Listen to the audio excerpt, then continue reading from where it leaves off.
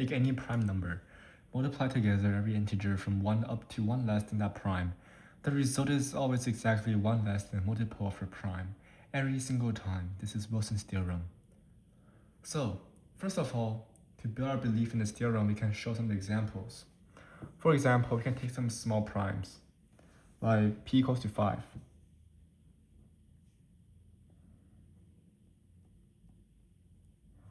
So p equals to 5 will give us p minus 1 is 4, so 4 factorial.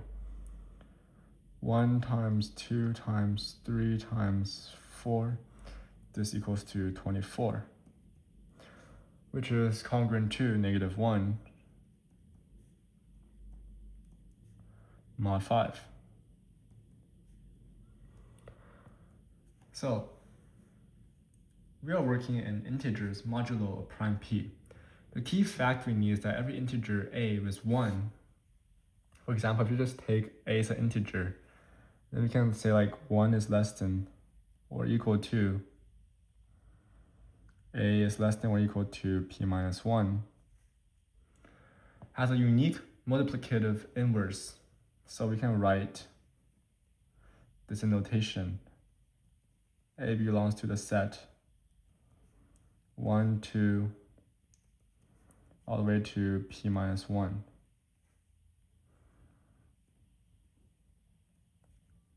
So then we'll have, it has a unique multiplicative inverse, a -1, that belongs to the same set, 1 to p minus 1.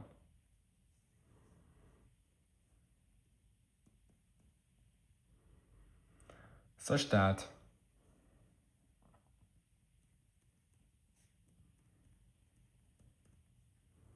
a times a to the power -1 is congruent to 1 mod p.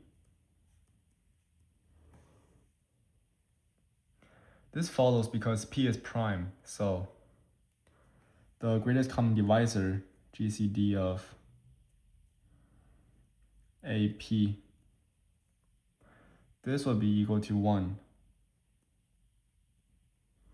for all such a, and Bezout's identity can guarantee that the inverse exists. Now the crucial question is, when is a its own inverse? Well, to find this, we want to see when is a congruent to the inverse of a modulo p.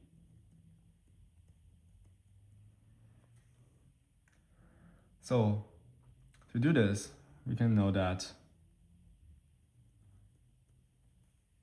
a squared is congruent to 1 mod p. So basically we'll have p is a factor of a minus 1 times a plus 1, which is just a squared minus 1. Because here we move 1 to the other side. Now, since p is prime,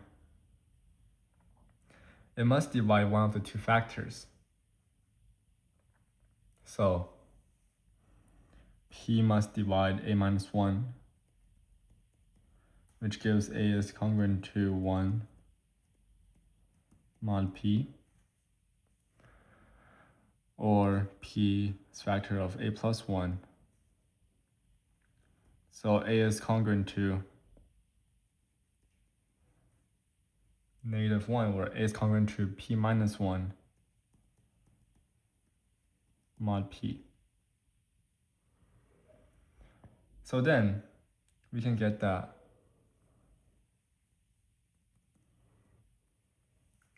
a is equal to the inverse of a, and a is equal to 1, or a is equal to p minus 1. Only 1 and p minus 1 are self-inverse. Every other element in from 2 to p minus 2 pairs with a distinct inverse. So what does this mean? Well, then we can know that the pairing argument, we can watch what happens when we write out p minus 1 factorial. p minus 1 factorial will equal to 1, which is the self-inverse, times 2 times 3 times all the way to p minus 2 times p minus 1. So then here is pairs. And then these two here, they're all self-inverse.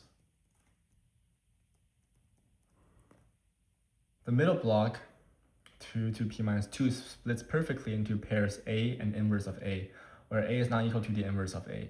And each pair satisfies that the condition of A times inverse of A is congruent to 1 mod p. So the entire middle block multiplies to 1 mod p. Therefore, we can get that p minus 1 factorial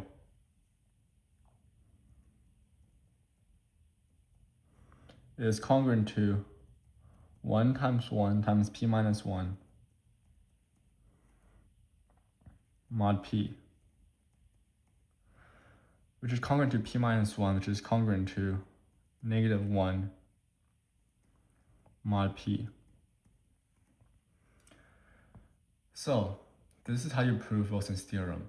And the converse, if n minus 1 factorial is congruent to negative 1 mod n, then n must be a prime. That also holds. So Wilson's theorem gives us a complete characteristic of primes. Thank you for listening, and please subscribe if you like the content.